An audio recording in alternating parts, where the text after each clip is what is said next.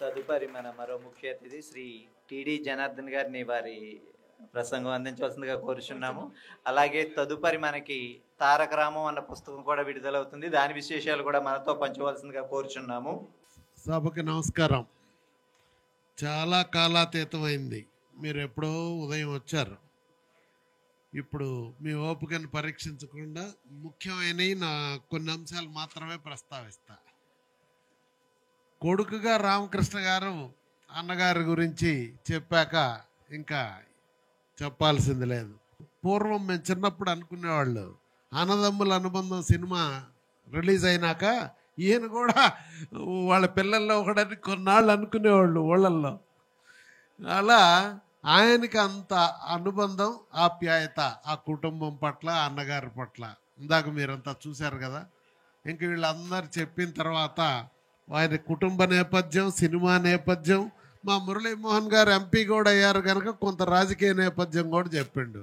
ఇక నాకు మిగిలింది, సో చెప్పింది చెప్పకుండా అన్న ఎన్టీఆర్ ఈ మాట అంటే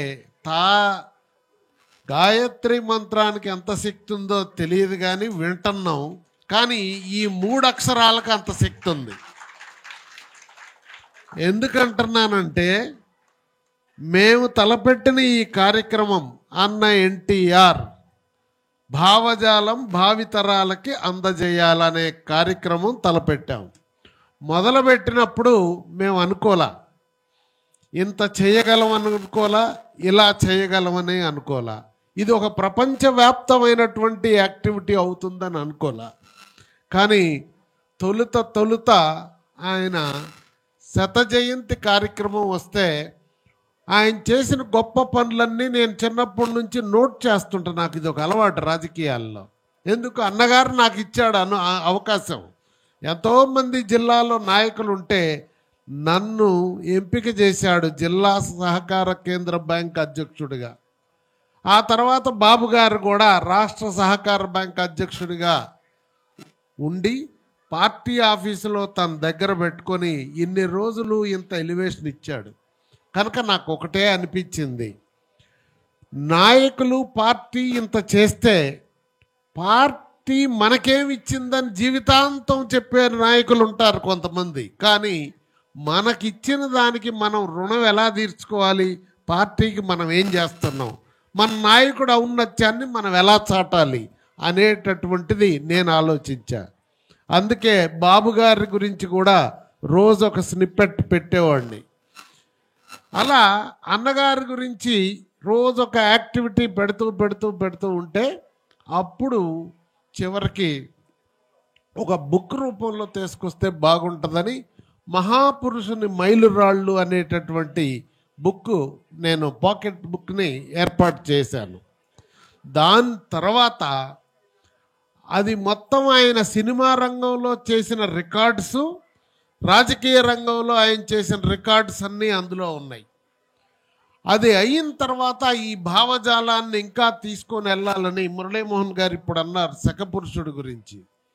శకపురుషుడు ఆయన్ని గురించి సమకాలీన రాజకీయ నాయకులు కానీ, సినిమా యాక్టర్లు కానీ, సినిమా టెక్నీషియన్స్ కానీ, దర్శకులు, నిర్మాతలు అందరూ జర్నలిస్టులతో సహా ఏమి ఆయన ఔన్నత్యాన్ని ఏం చెప్పారు అని ఆయన వ్యక్తిత్వాన్ని ఆవిష్కరించేది శకపురుషుడు అనే బుక్ వేయటం జరిగింది. దానికి ముందే ఆయన అసెంబ్లీలో చేసిన ప్రసంగాలను కూడా ఒక బుక్గా తీసుకొచ్చాం. ఆ బుక్ వేయటానికి ఆలోచిస్తుంటే ఆయన రాజకీయాల్లోకి వచ్చి రాష్ట్రం అంతా 35,000 కిలోమీటర్లు తిరిగిన నాయకుడు ప్రపంచంలో ఇంకెవరూ లేరు. ఆ టైంలో ఆయన చేసిన ప్రసంగాలు ప్రజల్ని కదిలించే విధంగా ఉన్నాయి. దాన్ని కూడా ఒక బుక్ వేస్తే మంచిదని చారిత్రక ప్రసంగాలనే బుక్ వేయటం జరిగింది. మీరందరూ గమనించి ఉంటారు, విజయవాడలో 100వ జయంతి పెద్ద ఎత్తున జరిపి ఆ రోజు రజనీకాంత్ గారిని ఆహ్వానించి బాబు గారు, బాలయ్య గారు, ఆయన మీద మొట్టమొదటి పుస్తకం రాసిన ఎస్ వెంకటనారాయణ గారిని ఢిల్లీ నుంచి అంతర్జాతీయ జర్నలిస్ట్ అయిన వారిని కూడా ఆహ్వానించి కార్యక్రమం, తొలితరం ఎన్టీ రామారావు గారి సంతానం అందరిని కూడా వేదిక మీద గౌరవిస్తూ కార్యక్రమం చేశాం. అప్పటికి మీకు తెలుసు, మన రాష్ట్రంలో సభ జరగాలంటే భయం, ఆందోళన ఉండేది. కానీ అన్నగారి సభ కనుక ప్రజలు పెద్ద ఎత్తున పెళ్ళుబికి రావటం సక్సెస్ఫుల్గా జరిగింది. ఆ తర్వాత హైదరాబాద్లో మనం సఖపురుషుడిని ఆవిష్కరించాం. సినీ కుటుంబాలందరినీ ఆహ్వానించాం. అన్నగారి కుటుంబం, అక్కినేని కుటుంబం, అట్లనే రామానాయుడు గారి కుటుంబం, మరి చిరంజీవి గారి కుటుంబం, అన్ని కుటుంబాలని, కృష్ణ గారి కుటుంబం, అన్ని కుటుంబాలని పిలిచి ఇప్పుడున్నటువంటి రాజకీయ నాయకులందరినీ కూడా కలిపి బీజేపీ కమ్యూనిస్టులని ఇద్దరిని ఒకే వేదిక మీద నడిపించింది ఒకే ఒక్క నాయకుడు మన భారతదేశ చరిత్రలో ఆనాటికి ఈనాటికి ఎన్టీ రామారావు గారు. కనుక వారిని కూడా ఆహ్వానిస్తే అన్నగారి ప్రోగ్రాం మేము తప్పకుండా వస్తామని రావటం జరిగింది. అలా పెద్ద ఎత్తున మనం 50,000 మంది వచ్చారు. కైతలాపూర్ గ్రౌండ్లో మనం కార్యక్రమం చేస్తే ఈ విధంగా అన్నగారి గత స్మృతుల్ని భావితరాలకు తీసుకొని వెళ్ళటానికి మా అన్న ఎన్టీఆర్ లిటరేచర్ కమిటీ ఈ ప్రయత్నం చేస్తూ ఉంది.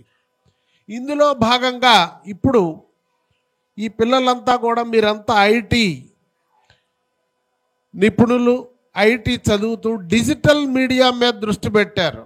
పూర్వం అంటే తాళపత్ర గ్రంథాలు, ఆ తర్వాత రామాయణం, మహాభారతం ఇవన్నీ రాయటం వలన మనం రాసిన పుస్తకాలు చదివేవాళ్ళం మన తరంలో. ఇప్పుడు డిజిటల్ యుగం కనుక అన్నగారి పేరుతో ఒక యూట్యూబ్ ఛానల్ స్టార్ట్ చేయాలని చెప్పేసి ప్రారంభించాం. యూట్యూబ్ ఛానల్ ప్రారంభిస్తే నాకు ఆ నిర్వాహకుడు అన్నాడు, పెద్ద ఎన్టీఆర్ గారిని ఈ కాలంలో ఈ జనరేషన్ ఏడ చూస్తారు సార్, మీకు ఎందుకు ఈ బాధ అని అన్నాడు. అయ్యా, బాధ లాభం కోసం కాదు నేను చేసేది, ఆయన భావజాలాన్ని డిజిటల్ మీడియాలో పెడితేనే భావితరాలకు ఒక దగ్గర ఉంటుంది. ఆ ప్రయత్నం చేస్తున్నాను, సహకరించవయ్యా అన్న. స్టార్ట్ చేశాడండి. రాత్రి బోళ్ళు నిద్ర లేకుండా పరిగెడుతుంది ఆ యూట్యూబ్ ఛానల్. స్టన్ అయిపోయాడు. 5 నెలల్లో 3 కోట్ల వ్యూస్ వచ్చినాయి. ఇది ఎక్కడ ఆయన అంటాడు, మేము ప్రతిదీ ప్రమోట్ చేయలేక నాన్న బాధపడుతుంటాం అండి, ఇదేం ఛానల్ అండి బాబు అన్నాడు. అది అన్న ఎన్టీఆర్ యొక్క శక్తి, మహత్యం, ఆయనకి ప్రజల్లో ఉన్నటువంటి ఆదరణ, అభిమానం మనకు తెలియంది. ప్రజల గుండెల్లో గూడు కట్టుకొని ఉన్నాడు ఎన్టీ రామారావు గారు. ఎన్టీ రామారావు గారి పేరుతో మేము యూట్యూబ్ ఛానల్ తర్వాత ఫేస్బుక్ స్టార్ట్ చేశాం. అది కూడా అంతే. ఇప్పటికే అతి స్వల్ప కాలంలో 1,00,000 మంది వ్యూవర్స్ వచ్చారని చెప్తారు. మీరు చూడండి, అన్న ఎన్టీఆర్ ఛానల్ సబ్స్క్రైబ్ కూడా చేసుకోండి. ఆయన చరిత్రలో చేసిన మహోన్నతమైన పనులన్నీ అందులో ఉన్నాయి.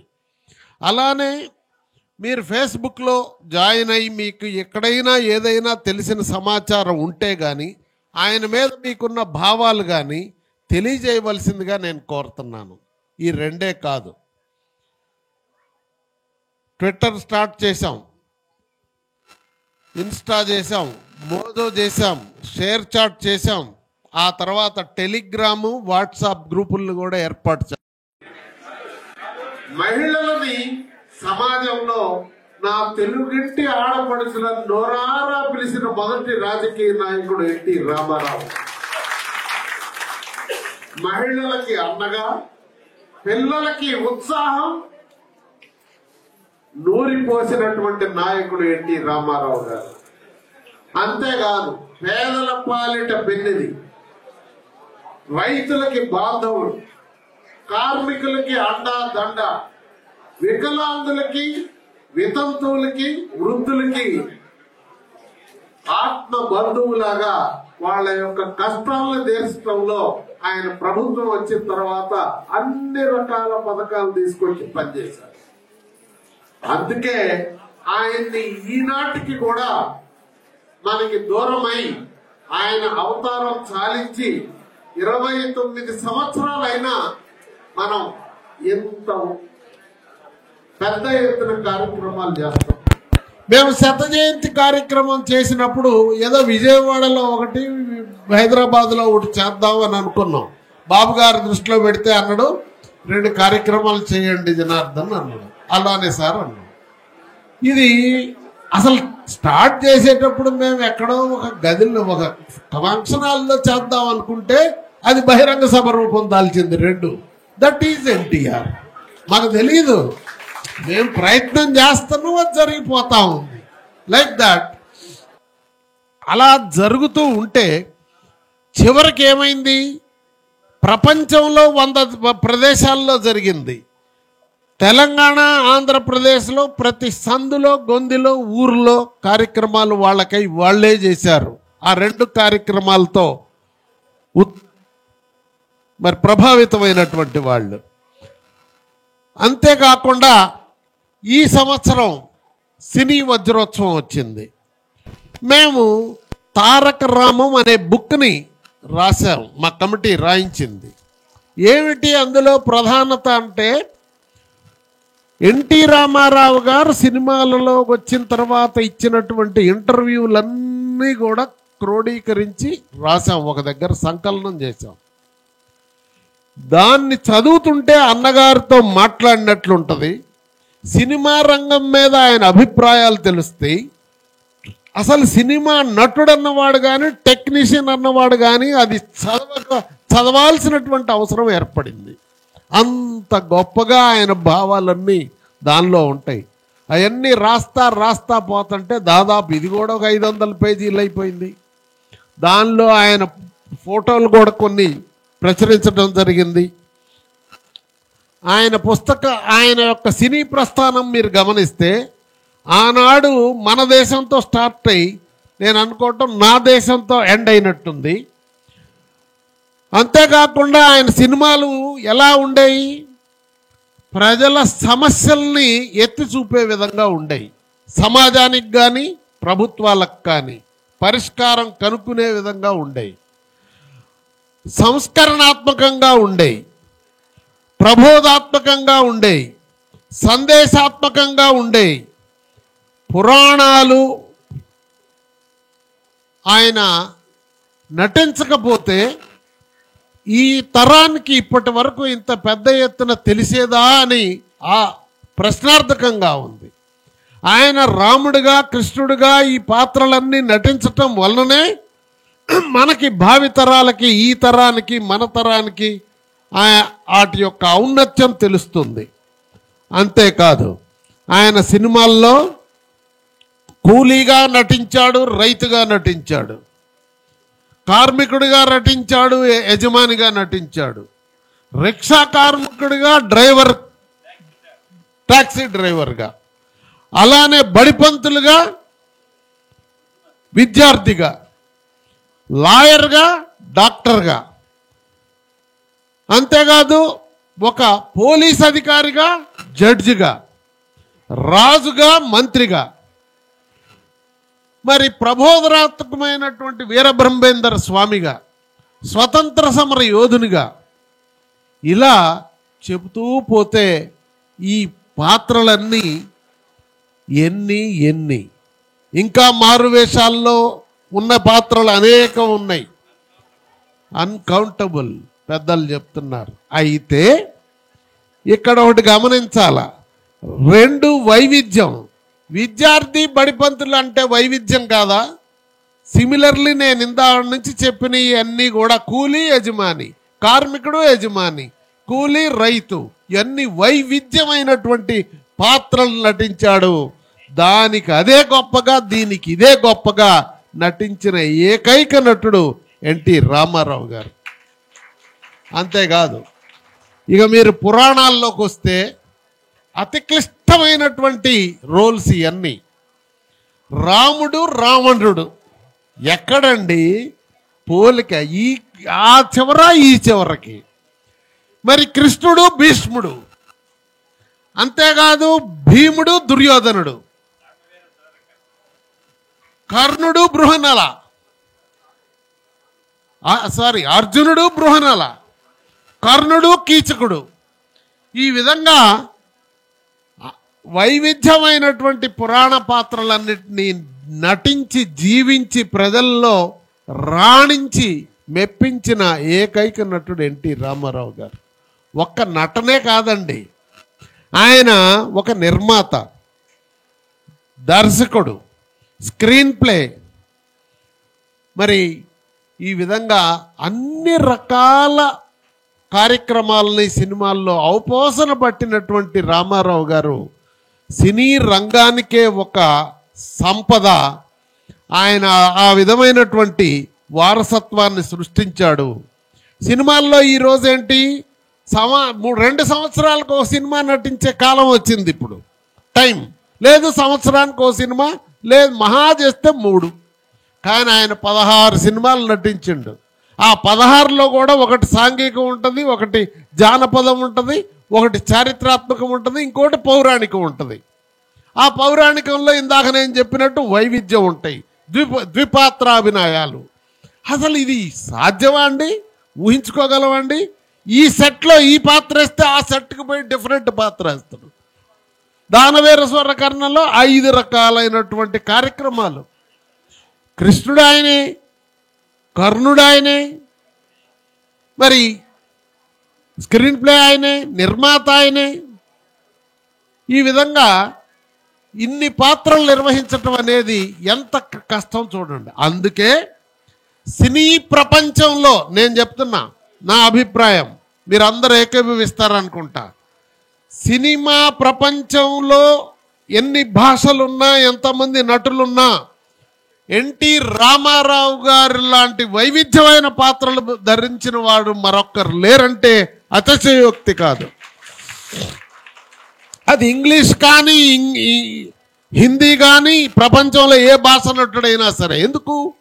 వాళ్ళంతా ఏదో ఒక రంగంలోనే నైపుణ్యం ఉంది. ఇప్పుడు మనకు తెలుసండి, సాంఘికం అంటే నాగేశ్వరరావు గారు నెంబర్ 1 అనేవాళ్ళు. కానీ ఆయన్ని కూడా మెప్పించే విధంగా నటించాడు ఎన్టీ రామారావు గారు. జానపదం అంటే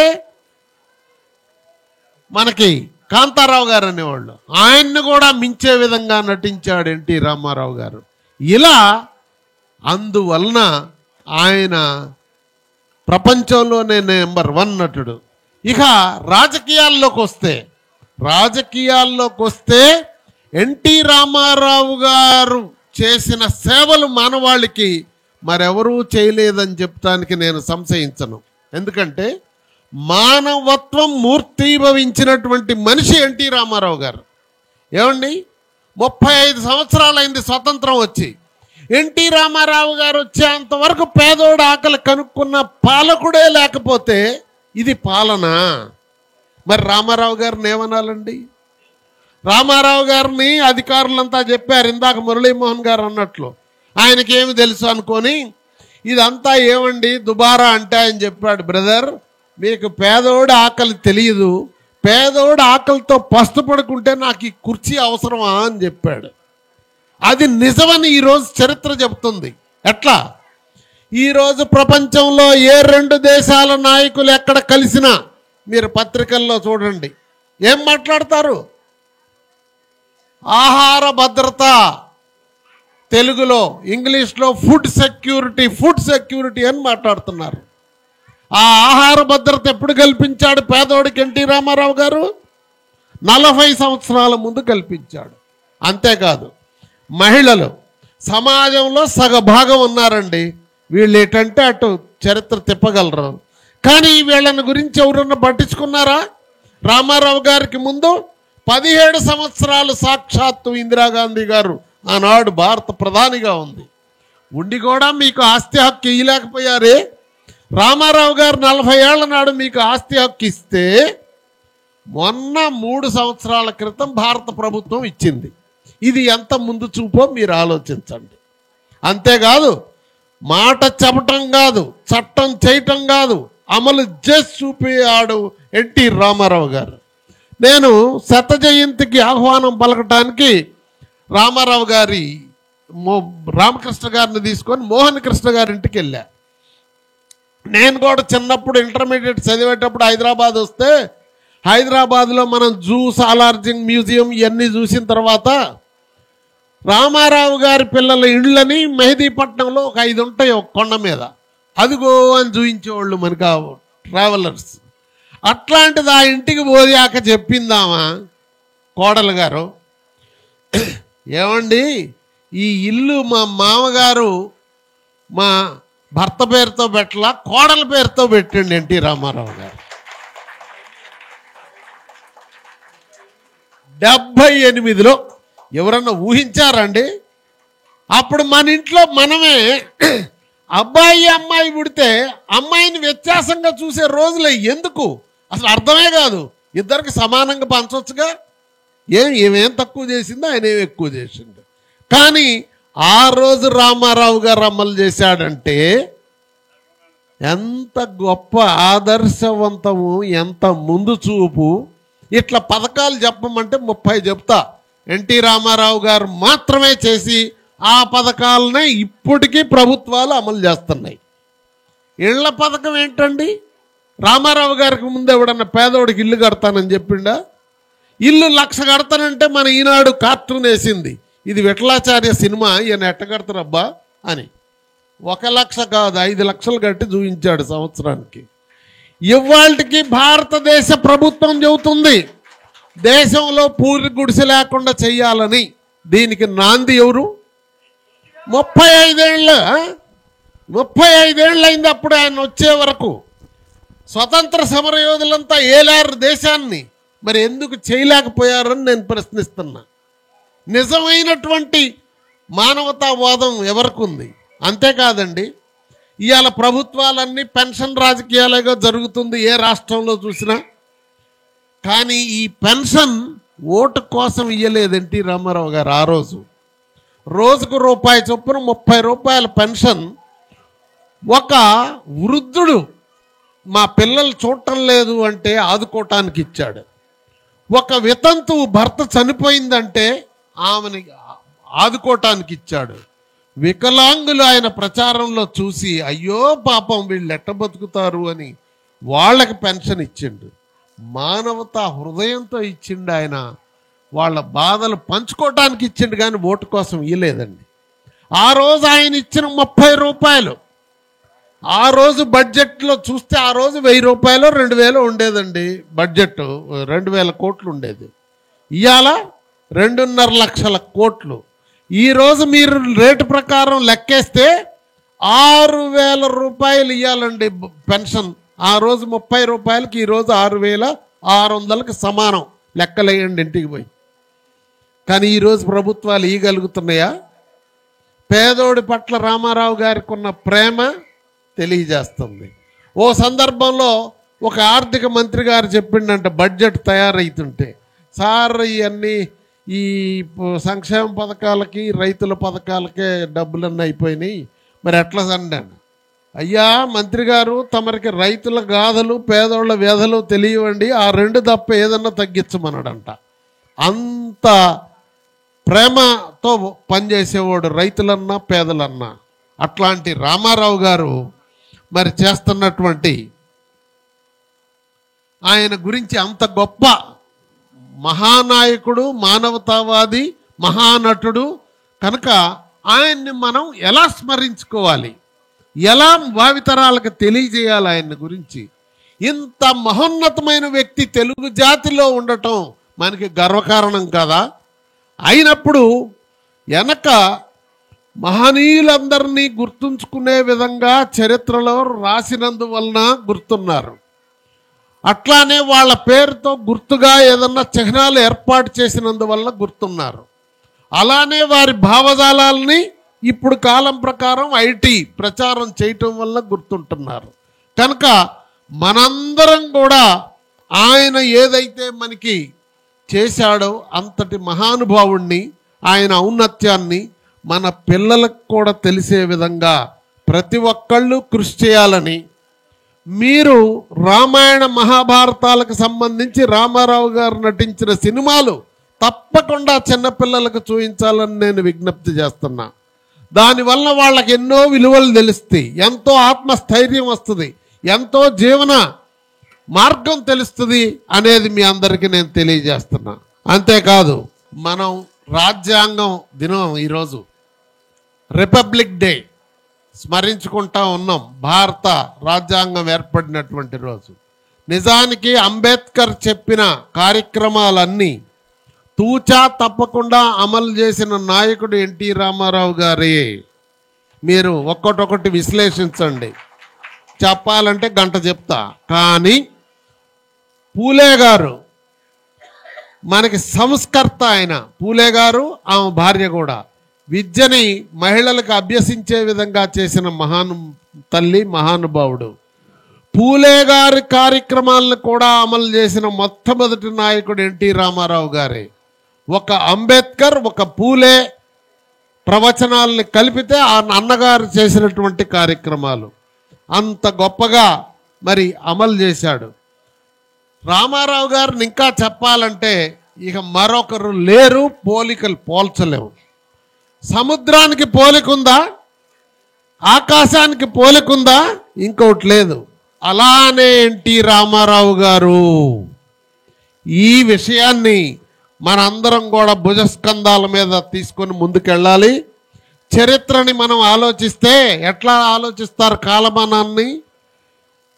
క్రీస్తు శకమని, క్రీస్తు పూర్వం, క్రీస్తు తర్వాత అని ఎట్లయితే మీరు చెప్తుంటారో, మనం ప్రభుత్వాలు కానీ, సినిమాలు కానీ, పార్టీ నడపటం కానీ, ప్రజలతో మెలగటం కానీ, ఒక వ్యక్తి ప్రేమాభిమానాలు చూపించడంలో కానీ రామారావు గారి తర్వాత, రామారావు గారి ముందు అని చరిత్ర రాసుకోవాల్సిన పరిస్థితి ఉంది. విశ్లేషణ మనం సరిగా చేసుకుంటే కనుక చరిత్ర ఉన్నంతకాలం రామారావు గారు ఉంటారు. ఉండే విధంగా మనం చెయ్యాలి, చేద్దాం. సూర్యచంద్రులు ఉన్నంత వరకు రామారావు గారి ఆనమాలు మనకి ఉండాలంటే వారి పేరుతో ఒక స్మృతిని మనం ఏర్పాటు చేసుకోవాలి. అందుకే బాబు గారితో సంప్రదించి ఆ రోజు కైతలాపూర్లో మనం ప్రకటన చేశాం.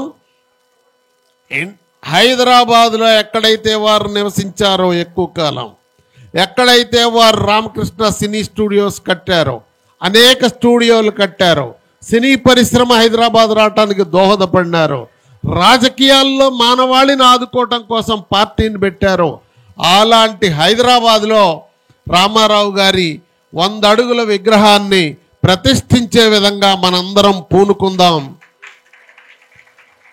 ఇటీవలనే తెలంగాణ ప్రభుత్వాన్ని రేవంత్ రెడ్డి గారిని అడగటం జరిగింది. ఆయన అన్నా నేను స్థలం ఇస్తానని చెప్పారు. ఎంత ఇస్తాననేది ఇంకా చెప్పాలి. కానీ మనం గచ్చిబౌలి నుంచి ఎయిర్పోర్ట్కి పోతుంటే హుసేన్ సాగర్కి రింగ్ రోడ్డుకి మధ్య ఒక చిన్న ప్యాచ్ ఉంది. ఆ ప్యాచ్లో ఇస్తే బాగుంటుందని వారిని రిక్వెస్ట్ చేస్తే తప్పకుండా ఇస్తానని చెప్పారు. ఆ స్థలం అలాట్ అయిన వెంటనే పెద్ద ఎత్తున మనం భూమి పూజ కార్యక్రమం చేసుకుందాం. దానికి మీరందరూ కూడా రావాలి, పాల్గొనాలి. ఆ విగ్రహ నిర్మాణంలో మీరందరి యొక్క భాగస్వామ్యం ఉండాలని నేను మీ అందరికీ తెలియజేస్తూ, ఏదేమైనా ఈరోజు సింగపూర్లో అనేక దేశాల్లో కార్యక్రమాలు జరిగినాయి. పోయినసారి కూడా 100వ జయంతి కాగానే నేను తానా వాళ్ళు పిలిస్తే వెళ్ళాను. వెళితే అక్కడ ఏవి ప్రదర్శించాం ఆయన చేసిన ఔన్నత్యాలు.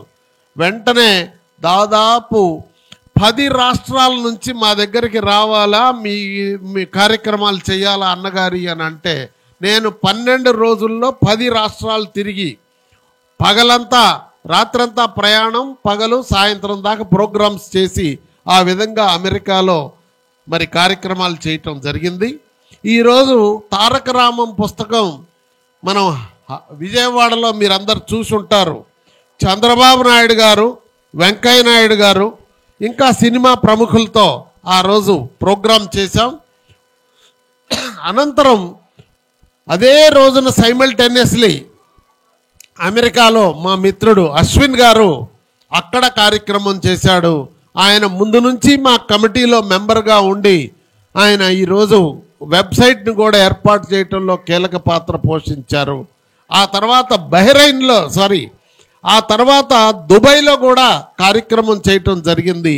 ఈరోజు సింగపూర్లో మీరు చేస్తున్నారు, ఇది 3వ కార్యక్రమంగా. ఈరోజు మీరు చేసిన కార్యక్రమం నాకు విజయవాడ వచ్చినప్పుడు మన రేణు గారు, వెంకట్ గారు, అలానే సర్వేష్ గారు, మరి మన కరుణాకర్ గారు, వీరందరూ విజయవాడ నాతో ఆ కార్యక్రమంలో పాల్గొనడానికి చాలామంది వచ్చారు. మళ్ళా నాతో సంప్రదించి ఇక్కడ చేస్తామని వాళ్ళు చెప్పిన వెంటనే వారికి కావాల్సిన సహాయ సహకారాలు అందజేసి, నేను ఎలాగో వస్తాను కానీ కుటుంబం తరఫున రామకృష్ణ బాబు గారు బాగా చొరవ తీసుకుంటారు, వారు ముందు నుంచి మాతో అసోసియేట్ అయ్యి ఉన్నారు. నిజంగా ఆయన ఆ పరిస్థితి ఇందా చెప్పిన నందమూరి పౌరుషం అని, అసలు పని వస్తే మనిషి ఆగడు, అట్లా ఉంటాడు. ఆ రోజు నేను గమనించా, కైతలాపూర్ సభలో దాదాపు 4 గంటల పైన నడిచింది. ఇట్లనే పక్కన నిలబడి దేని తర్వాత ఏది జరగాల అన్నట్టుగా ఆయన నిలబడి ఉంటే, ఏంటి బాబు అంటే అది ఆయనకున్న పట్టుదల. అట్లనే మురళీమోహన్ గారు సినిమా రంగంలో ఆయన తల పండి ఉన్నటువంటి వారిద్దరైతే బాగుంటుంది, ఈ సభకు నిండుతనం వస్తుంది. ఆయన సినిమా గురించి అన్నీ చెప్పగలడు. ఆయన ఇంటర్వ్యూ ఇస్తే యూట్యూబ్ ఛానల్కి ఆయన ఇంటర్వ్యూ ఒకటి 76 లక్షలకు పోయింది. అంత బాగా ప్రజలు చూస్తూ ఉన్నారు కనుక బాగుంటుంది. నేను ఎలాగూ కార్యక్రమం చేస్తూ ఉన్నా, రాజకీయంగా ఉన్నాను కనుక ఉంటాను, బాగుంటుందంటే వారిద్దరు ఒప్పుకోవటం. బెదవాడ సభకే మురళీమోహన్ గారిని రమ్మంటే ఆ రోజు ఇంట్లో పెళ్ళి ఉంది, రాలేకపోయారు. అలా కైతలాపూర్కి వచ్చారు. లైక్ దట్ అడుగున రామకృష్ణ బాబు గారు నేను కలిసి మెలిసి కార్యక్రమాలను చేస్తూ ఉన్నాం. దానికి మీరందరు ఇక్కడ ఎంత ఆర్గనైజ్డ్గా, సింగపూర్ ఏంటి ఇదంతా ఏంటండి, ఇది ఆంధ్రాలో ఉన్నట్టే ఉంది వాతావరణం. మీరు ఎంత శ్రమ పడ్డారో, ఎట్లా తెచ్చారో, ఏం చేశారో నేను రాత్రి అడిగితే మరి మనోళ్ళు చెప్పారు కొన్ని అక్కడి నుంచే తెప్పించామని. మాతో పాటే టపా పెట్టెలు దిగిని అదన్నీ చూసి అనుకున్నా, ఏమిటి ఈ అంకితమైనటువంటి పద్ధతి. చాలా మీ అందరికీ చేతులెత్తి నమస్కరిస్తున్నా. ఈరోజు సండే మీరందరూ వచ్చి, అయితే ఈ కార్యక్రమాలని మనం ఆంధ్ర, తెలంగాణ, ఈ భారతదేశంతో పాటు ప్రపంచం అంతా అన్నగారిని భావజాలం తీసుకెళ్లాలంటే ఇంటర్నేషనల్గా ఎన్ఆర్ఐ కోఆర్డినేషన్కి మా మిత్రుడు అశ్విన్ గారు అమెరికాలో ఎవరైతే సేమ్ డే కార్యక్రమం చేశాడో, ఆయన మొన్న దుబాయ్ కార్యక్రమం కూడా కోఆర్డినేట్ చేశాడు. ఈరోజు మీతో కూడా మాట్లాడి కోఆర్డినేట్ చేయటం, ఆయన అక్కడుండి మీరు ఎక్కడుండి నేను నాతో మాట్లాడుతూ చేసిన విధానం మంత్రముగ్ధులం అయ్యామని, మీరు ముందుకు తీసుకెళ్లాలని తెలియజేస్తూ, ఇంకా ముఖ్యమైనటువంటి విషయం, ఈరోజు బాలయ్య బాబు రిపబ్లిక్ డే రోజు ఆయనకి పద్మభూషణ్ బిరుదు రావటం చాలా చరిత్రాత్మకమైనటువంటి నిర్ణయం. తండ్రికి తగ్గ తనయుడు, తండ్రి వారసత్వాన్ని నిలబెట్టగలిగినటువంటి విధంగా ఆయన ఇక్కడ ఒకటి చెప్పాలి మీకు. ఎన్టీ రామారావు గారు మొత్తం సినిమా ప్రస్థానం చూస్తే ఫస్ట్ ఇన్నింగ్స్, సెకండ్ ఇన్నింగ్స్ అంటుంటా నేను. ఏంటి సెకండ్ ఇన్నింగ్స్ అంటే, డ్రైవర్ రాముడు, అడవి రాముడు, వేటగాడు, ఇంకా ఆ పరంపర సర్దార్ పాపారాయుడు, నా దేశం దగ్గర దాకా అసలు వెనక్కి తిరిగి చూడకుండా హిట్ల మీద హిట్లు బీభత్సంగా ఆడిని సినిమాలు కదా. ఏదైనా సరే అది ఏ రాముడన్నా ఏ తన్నా ఇంకా అట్లా నడిచింది. అలానే బాలయ్య బాబు గారికి అఖండ సినిమాతో స్టార్ట్ అయింది మొదట, ఇప్పుడు రెండో అఖండ వస్తుందట. అఖండ సినిమాతో స్టార్ట్ అయ్యి చూడండి, మిగిలిన సినిమా నటులు ఈ వెనక్కి ముందుగా ఆడుతున్నారు. కానీ బిగిన రెండో ఇన్నింగ్స్ ఎన్టీ రామారావు గారు ఎట్లా కొట్టిండో అట్లా బాలయ్య గారు వెనక్కి తిరిగి చూడకుండా ముందుకు పోతా ఉన్నాడు. ఆయన కూడా వైవిధ్యమైనటువంటి పాత్రలు ధరించి సమాజాన్ని మెప్పించి ప్రజల మనసులో గూడు కట్టుకున్నాడు. అందుకే భారత ప్రభుత్వం ఆయన్ని గుర్తించి ఈ రోజున పద్మ విభూషణ్ ఇచ్చింది. దానికి భారత ప్రభుత్వాన్ని కూడా కృతజ్ఞతలు తెలియజేసుకుంటూ మీ అందరి మధ్య కాసేపు మాట్లాడే అవకాశం వచ్చినందుకు ధన్యవాదాలు తెలియజేస్తూ సెలవు తీసుకుంటున్నాను. కృతజ్ఞతలు టీడీ జనార్దన్ అన్నగారి గురించి ఎన్నో విషయాల అభిమానిగా వారి సహచరుడిగా మాకు వివరించారు. కృతజ్ఞతలండి.